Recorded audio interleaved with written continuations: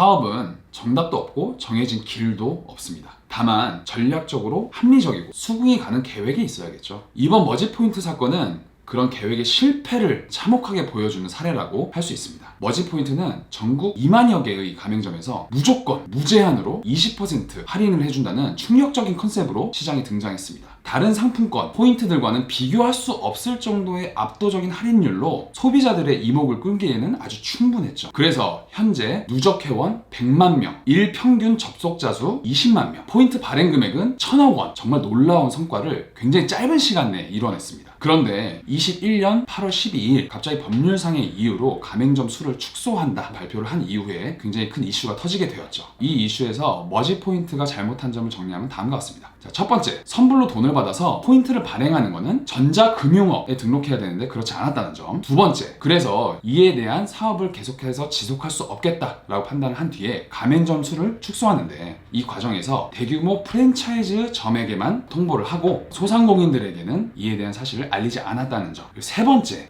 가맹점 수를 축소하는 것에 대해서 머지포인트 이용객들에게는 미리 고지하지 않았다는 점. 네 번째, 이 사건 이후에 환불하는 과정에서 도무지 상식적으로 이해할 수 없을 정도로 미흡한 점을 많이 보였다는 점. 자, 이로 인해서 지금 머지포인트를 이용하는 개인들에게 굉장히 불안감이 증폭되고 있고 이는 굉장히 거센 환불 요청으로 이어지고 있죠. 무엇보다도 미리 가맹점에서 탈출하지 못한 소상공인들이 이 폭탄 돌리기로 인한 2차 피해가 벌어졌다는 점에서 가장 큰 문제가 되고 있습니다. 우리가 알고 있는 머지포인트의 사업 구조는 굉장히 단순합니다. 머지포인트라는 플랫폼을 이용해서 어떤 제품과 서비스를 구매하게 되면 실제 가격보다 20%나 더 싸게 구매할 수 있다? 자, 이게 소문이 나면 사람들이 엄청나게 모이겠죠. 그러면 이 모인 사람들을 대상으로 또 새로운 서비스를 통해서 수익을 발생시킬 수 있게 되는 겁니다. 그런데 이 20%를 싸게 해주게 되면은 이 20%에 대응되는 어떤 비용을 누군가는 손해를 보게 될 거 아니에요? 그게 누구냐? 여태까지 바로 그 머지포인트 측이었던 겁니다. 이런 사업 구조로 시작한 기업들이 꽤 있죠. 우리가 알고 있는 네이버, 카카오, 구글 등등등. 자, 이런 기업들은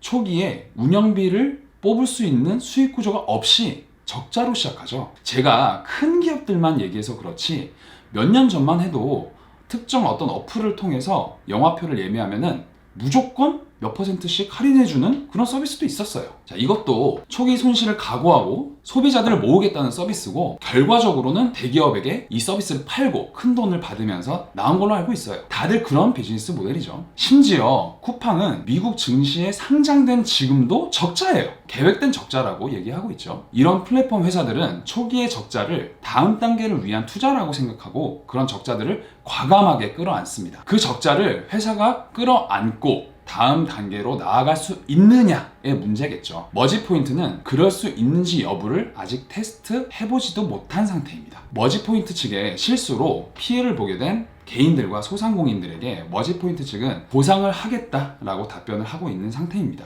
물론 미흡한 면이 없는 것은 아니나 이러한 점이 제가 봤을 때는 머지포인트 측이 그냥 사기꾼은 아니다 라고 판단할 수 있는 포인트라고 볼 수 있어요. 이렇게 언론으로 머지포인트의 이미지를 깎아내리는 것이 오히려 더 많은 피해자들을 양산하게 할 수 있는 길입니다. 심지어 머지포인트는 이런 어떤 굴지의 회사와 업무 협약을 체결하고도 있었고 투자 유치를 진행하고도 있었습니다. 한 사업의 주체로서 실수를 한 거에 대해서는 그 실수를 한 책임자가 벌을 받든 뭘 하든 책임을 지게 하되 사업은 사업대로 운영해 나가게끔 해줘야 되는 겁니다. 그래야지 피해자가 더 안 생겨요. 아무쪼록 이번 사건으로 정신적으로 심리적으로 피해를 보신 분들은 하루빨리 보상을 받으실 수 있게 되길 바랍니다. 앞으로 머지포인트가 그분들에게는 어떤 식으로 보상을 해 나아갈지 그리고 또 머지포인트 그들의 사업은 또 어떻게 해 나아갈지 지켜보도록 하겠습니다.